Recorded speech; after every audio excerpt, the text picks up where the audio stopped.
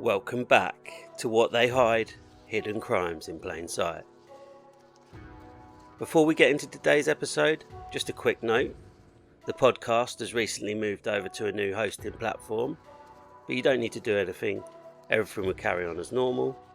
Also, if you enjoy the show and want to support it, I've set up a Buy Me a Coffee page. The link is in the description.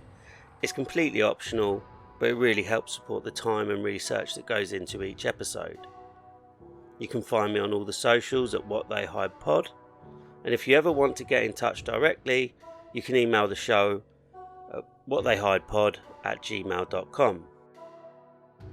Shout outs will be at the end of the episode, so stay with me through to closing. And if you enjoy the podcast, please take a moment to like, share and subscribe.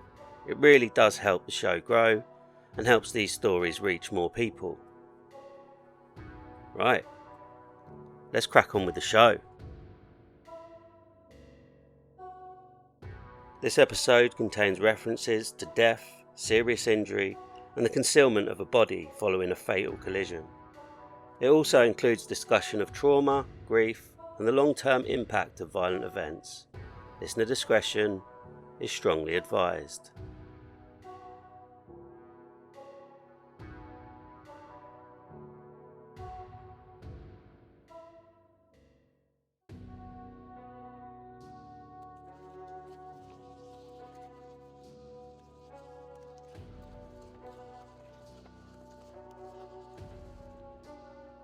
There are journeys people take for distance, and there are journeys people take for meaning. In September 2017, Tony Parsons set out on a journey that was both. He was 63 years old, a former Royal Navy officer, a father, a grandfather, and a cancer survivor. The ride he had planned wasn't just about endurance. It wasn't just about scenery. It was about something he had come through, something he had survived, and a way of giving something back. Tony planned to cycle from Fort William, through the Highlands, and back home to Tillicoultry. A long route, demanding, but not beyond him. He had prepared, planned, mapped it out carefully. People knew where he was supposed to be. They expected updates, progress, messages along the way. Because this wasn't someone disappearing into the unknown. This was someone moving steadily through it. Until he wasn't. Somewhere along the A82, Tony Parsons vanished. And for years, no one knew why.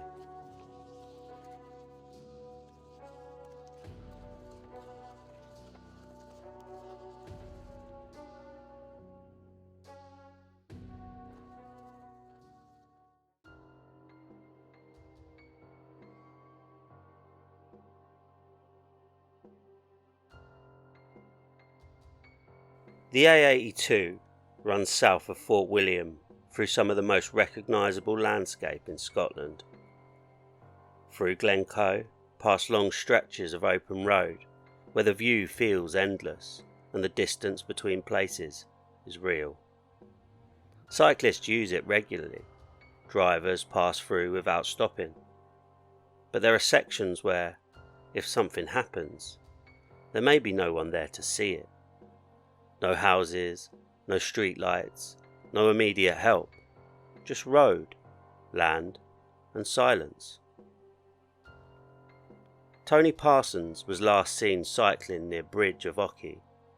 He was seen on a petrol station CCTV camera, heading south, exactly where he was supposed to be. There was nothing unusual about it, no sign that anything was wrong. And then nothing. No further sightings, no confirmed movement, no message to say he had arrived anywhere.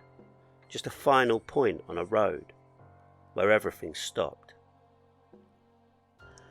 Disappearances rarely announce themselves. They begin quietly. A missed update, a delay that seems unexplainable. Cycling through the Highlands means long gaps without signal, long stretches without contact. At first, Nothing about the silence stood out. But as time passed, that silence changed. Because Tony wasn't someone who simply stopped communicating. He planned, he updated people, he followed through, and now he wasn't. That shift from delay to concern is subtle, but it's the moment every missing persons case begins. The moment when absence stops being explained and starts being questioned. When the alarm was raised, search teams moved quickly. Police retraced the route from Fort William south along the A82, focusing on the stretch near Bridge of Orchy, the last known point. The landscape made the search difficult. Open land, uneven ground, ditches running alongside the road, places where something could happen and not be immediately visible. Helicopters searched from above. Officers walked the roadside, scanning for anything out of place. A bicycle, a helmet, a sign of impact. But there was nothing. No crash site, no belongings, no trace. And that absence became the most troubling detail of all. As days passed, the search continued. Appeals were made. Drivers were asked to come forward, anyone who had travelled the road that evening. But memory depends on noticing something at the time, and nothing had seemed unusual. No one reported seeing a collision, no one described anything out of place. The road gave nothing back. Weeks turned into months, and the case slowed. Not because it was forgotten,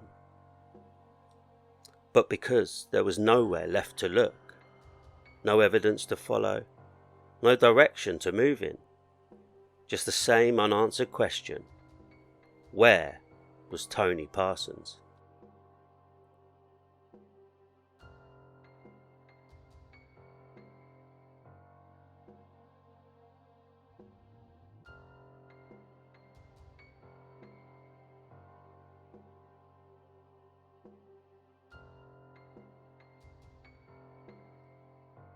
Time passes differently in cases like this. At first everything feels urgent. Search teams move quickly. Appeals are issued. People look closely at places they would normally pass without thinking. But when nothing is found, that urgency begins to change. It doesn't disappear. It shifts from action to waiting. Weeks turn into months. The search scales back. Not because the case no longer matters, but because there is nothing left to search with purpose. The road has been covered, the surrounding land examined, and still no trace of Tony Parsons. The case remains open, but quiet, waiting for something to change, for information, for a mistake, for anything that might move it forward. For the family, that waiting becomes something else. Not just uncertainty, but the absence of an ending. Because without knowing what happened, there is no way to begin processing it. And so, life continues, but with a gap that never quite settles. 3 years later, in 2020, the case had not been solved. No new evidence, no breakthrough. For most people, it had become something remembered, a story without an ending. But elsewhere, in a completely separate part of Scotland, another story was beginning. Caroline Muirhead met a man. His name was Alexander McKellar. At first, there was nothing unusual about it. A relationship forming, time spent together, getting to know someone. The kind of beginning that feels ordinary. There was no obvious connection to a missing persons case, no reason to think that the two stories were linked. At that stage, they weren't. But over time, that would change. Because at some point in that relationship, a conversation took place. a conversation that would alter everything. Confessions are rarely delivered the way people expect. They don't always come clearly or all at once. Sometimes they arrive in fragments, a comment, a detail that doesn't quite fit, something said too casually. At some point during their relationship, Alexander McKellar told Caroline Muirhead something that didn't belong in an ordinary conversation. He told her that he had hit a cyclist and that the cyclist had died. At first, it may not have fully registered because people don't expect to hear something like that. Not from someone they know, not from someone they trust. But the detail didn't stop there. He didn't describe reporting it. He didn't describe calling for help. He described something else. He described hiding it, moving the body, burying it, concealing what had happened. And in that moment, two timelines collided. A missing cyclist from 2017 and a confession in 2020. What had once been a disappearance now had an explanation, but only one person knew it. And that left Caroline Muirhead with a decision. One that would define everything that followed. Because hearing the truth is one thing. Deciding what to do with it is something else entirely.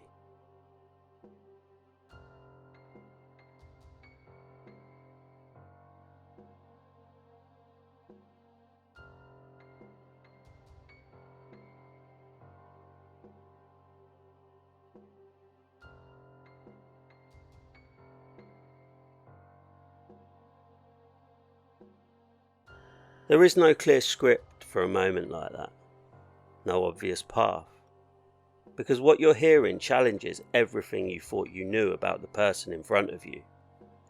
It reframes the relationship, changes how you interpret every previous conversation, and it creates a risk. Because if the confession is true, then the person telling you it is capable of something serious. Something deliberate, something concealed for years. At that point, Caroline Muirhead had a choice. Ignore it, walk away, or act.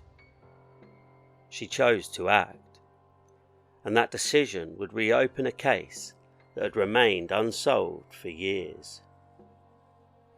But acting didn't mean confrontation. It didn't mean immediate exposure. Because in cases like this, the safest and most effective approach is often something else.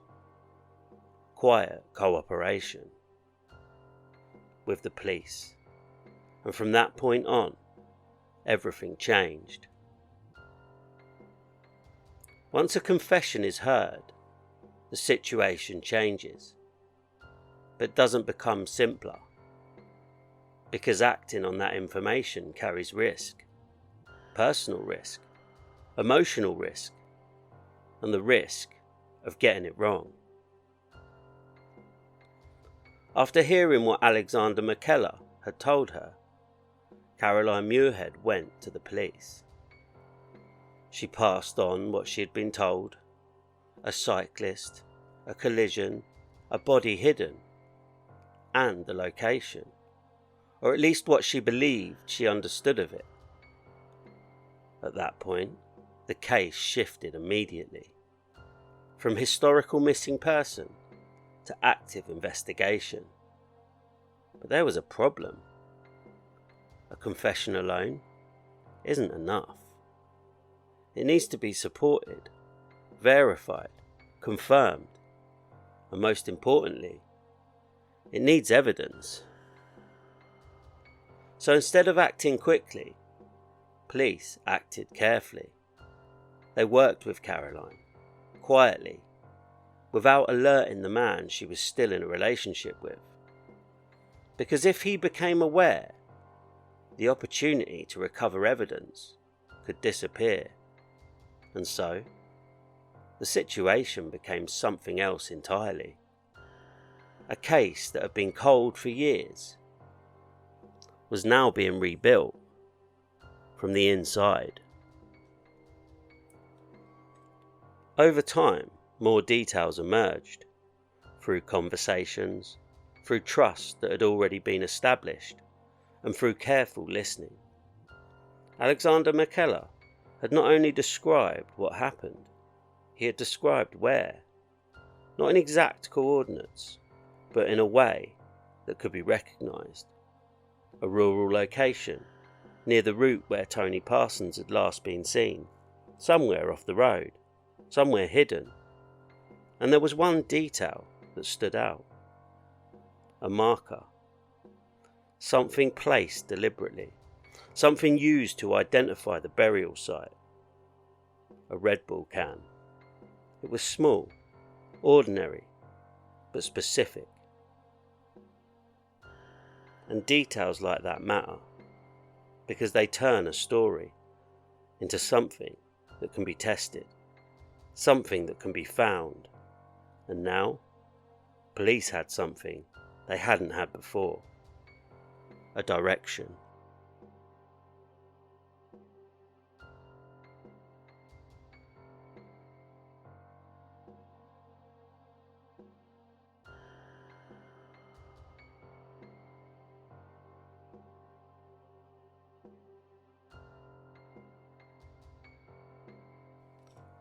Search teams returned to the area near Bridge of Orchy, but this time they weren't searching broadly.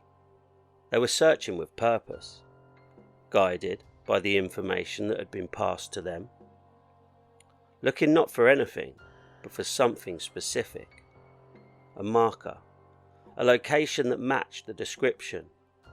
The land hadn't changed. It was the same terrain that had been searched before. The same roadside, the same open ground, but the difference now was knowledge. And knowledge changes how you look at a place, because you're no longer asking, is there something here? You're asking, where exactly is it? Eventually they found it, a location that matched what had been described, and close by, a Red Bull can. Something small, something easily overlooked, but exactly what they had been told to expect. And that was enough to begin excavation. Excavation is slow, careful, methodical, because once a site like this is disturbed, it cannot be undone. So every moment is controlled, every layer examined, every detail recorded. And then they found him. Human remains, buried, hidden, concealed in a way that explained everything that had come before. The absence of evidence, the failure of the original search, the silence of the road, because the truth had never been visible. It had been buried. The remains were later confirmed to be those of Tony Parsons. After nearly 4 years, the question of where he was had finally been answered. But the answer came with something else. The confirmation that this was not just a disappearance. It was a crime. With the discovery confirmed, police moved quickly. Alexander McKellar was arrested, and shortly after, his brother, Robert McKellar. Because what had been described was not a single act. It was something that had been carried out and then concealed. The investigation now had structure, a timeline, evidence, and a clear account of what had happened that night. A cyclist on a remote road, a vehicle, a collision, and a decision that changed everything that followed. Because the moment after an accident is where outcomes are decided, and in this case, the decision was not to report it, not to seek help, but to hide it. And that decision is what turned a tragedy into a crime.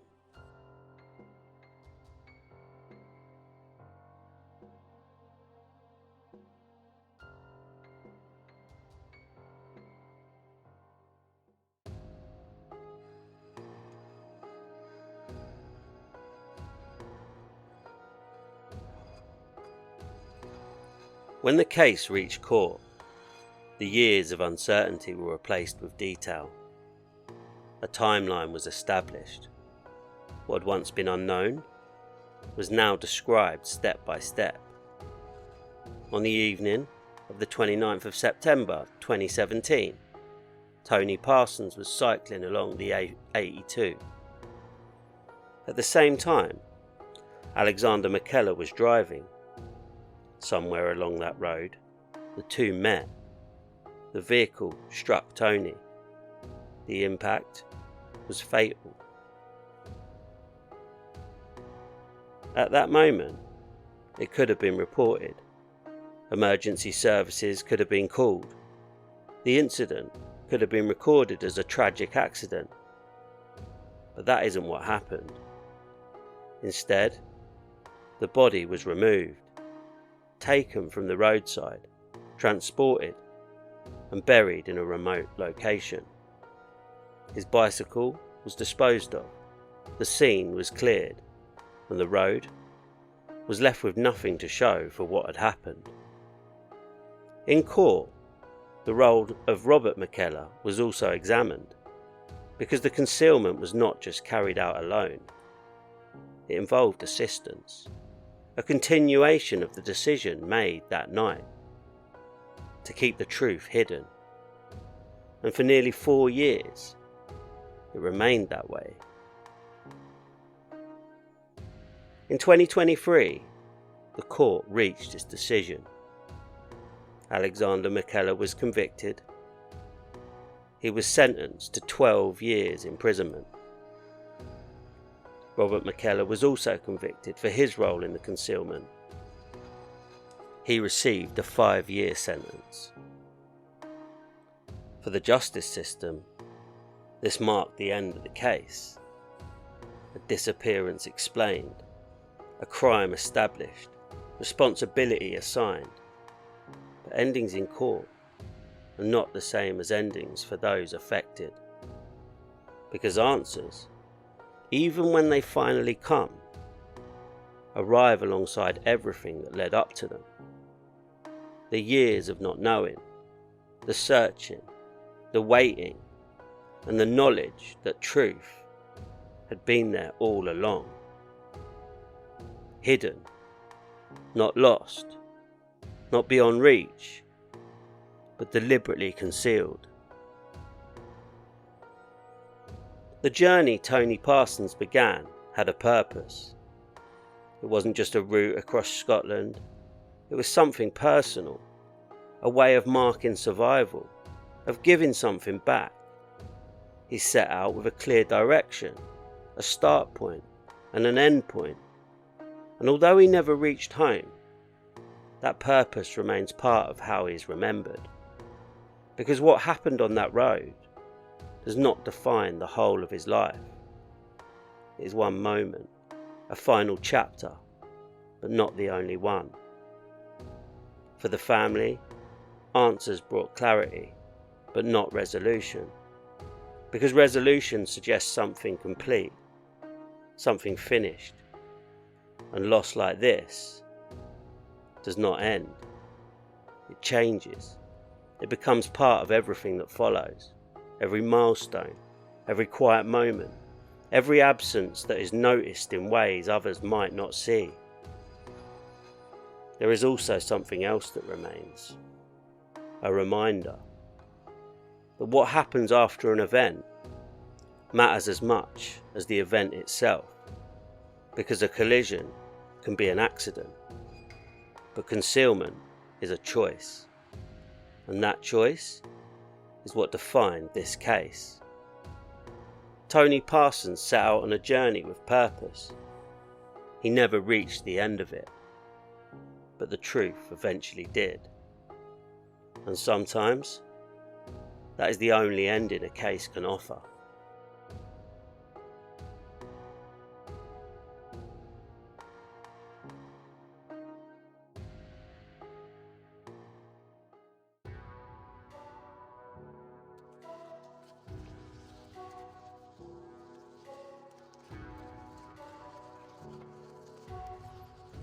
That's where we're going to leave this episode.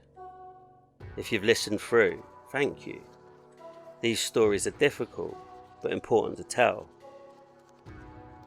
A quick thank you to listeners supporting the show: Ryan in Glasgow, Emily in Newport, Tom in Manchester, and Claire over in Dublin. Thank you for listening and for your messages. And to everyone else listening right now, wherever you are, thank you for being here. If you found this episode thoughtful or informative, make sure you're following or subscribed so you don't miss future releases. And if you'd like to support the podcast, leaving a rating or review really helps others find the show.